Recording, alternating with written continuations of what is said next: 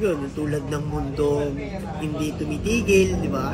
Sa pag-ibig. So, siguro bawat isa kailangan tuloy-tuloy tayo, kahit sinong tao, huwag tayong basta magpadala sa mga nakaka-down na problema.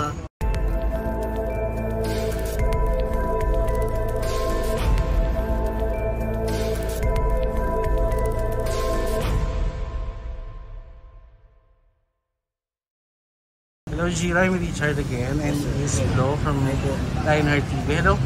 So, kumusta ka ngayon, Giro? Mabuti naman po. Masaya po ako dahil sa music video na to. Marami pong makakapanood at susuporta. Gusto ko lang malaman, paano ka or nilapitan ka ba ng Lily or ano tawag dito or close ba talaga kayo or paano ka naging part nitong ano? Magbabalik na music video, no? Nakakontak po ako ni Ma'am Camille and yun po, tinanong niya kung kaya ko daw ba. Sabi ko kaya naman po, pinaliwanag naman po nila kung ano yung mga gagawin.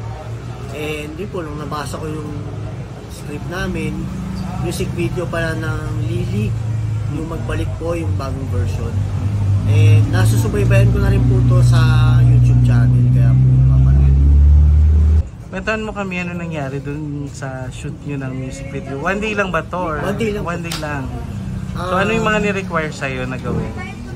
Yun po, yung medyo emotional, medyo iiyak ng konti dahil nga nahuli ko yung dalawang klasiko rito sa music video na parang in a relationship status gano'n.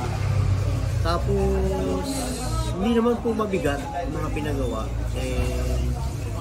Okay naman, nagawa ko naman po na maayos.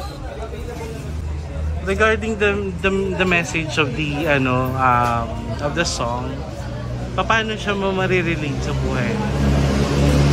Paano mo siya na-relate sa buhay mo yung message ng song? Sa akin po, nakarelate ako dito sa Lily kasi dati yung last time na pakinggan ko na rin po. And kadalasan kinakanta ko siya sa video, okay? So, ayun, naiintindihan ko naman po ano ibig sabihin ng kanta. And hindi lang po para sa akin. Siyempre, isa sinishare ko rin sa family ko, sinishare ko rin sa mga kaibigan ko. And siguro hindi lang naman po ako yung nakakaalam na. Siguro buong mundo, sikat po yung kanta ng magbalik ng Pero para sa iyo, ano yung pinaka-message? Yung nakaka-relate ka personally? Sa akin po yung yun, yung tulad ng mundong hindi tumitigil, di ba? Sa pag-ibig. So, siguro bawat isa kailangan tuloy-tuloy tayo, kahit sinong tao, huwag tayong basta magpadala sa mga nakaka-down na problema. Siguro panghawakan natin yung kung saan tayo mas matututo para makaahon tayo sa buhay.